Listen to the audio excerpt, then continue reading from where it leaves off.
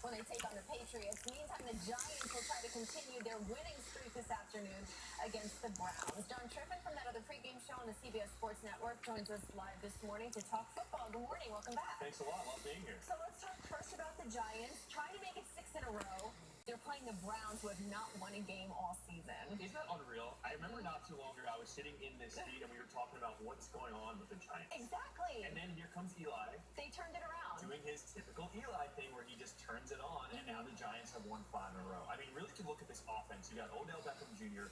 His last 5 games, he's got 5 touchdown passes. In the rushing game, all of a sudden, it's emerged out of nowhere. Get this, for the first time in 2 years, the Giants have rushed for over 100 yards in back-to-back games. Also, you have to look at the Giants' defense. Landon Collins, the rookie safety, has come out of nowhere. He has 6 picks in his last 6 games. This guy's a stud. It looks like the Giants are starting to click on both sides of the ball. And for the second week in a row, there's talk of trap games, which Coach McAdoo has said there's no, they don't think of it that way. Eli Manning has said they have to prepare and treat this like any other game. What do you think is the biggest obstacle to overcome with the Browns? They say they're taking them seriously. Well, this is the trap game of all trap games. The Browns have not won a game all year. They might not win a game all year, but if they already get one, this actually could be the game. The Giants are, yes, they have 7 wins, but they don't look like a dominant team. They've been close. They've let a lot of teams hang around, and if you let a team like the Browns hang around and give them a little confidence, I mean, that's where you can kind of get in trouble. Now, the Browns are struggling because they basically don't have a quarterback. RG3 was their guy in the beginning of the year.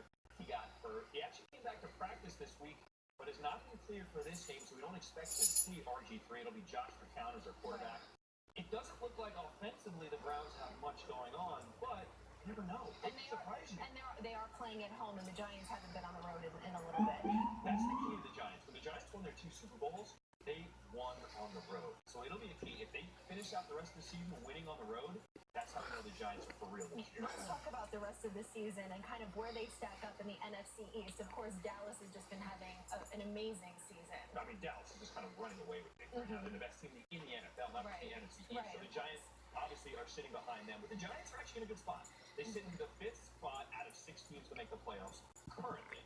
So the Giants, if they take care of business, and they obviously beat the Browns, which they should, and take care of the rest of their schedule, they're in the playoffs. They play the Cowboys in a few weeks. All right, let's switch gears. Talk about the Jets. Oh, yeah. They're coming off, they're coming off a bye week. Coach Bold, I was watching him in his news conference this week.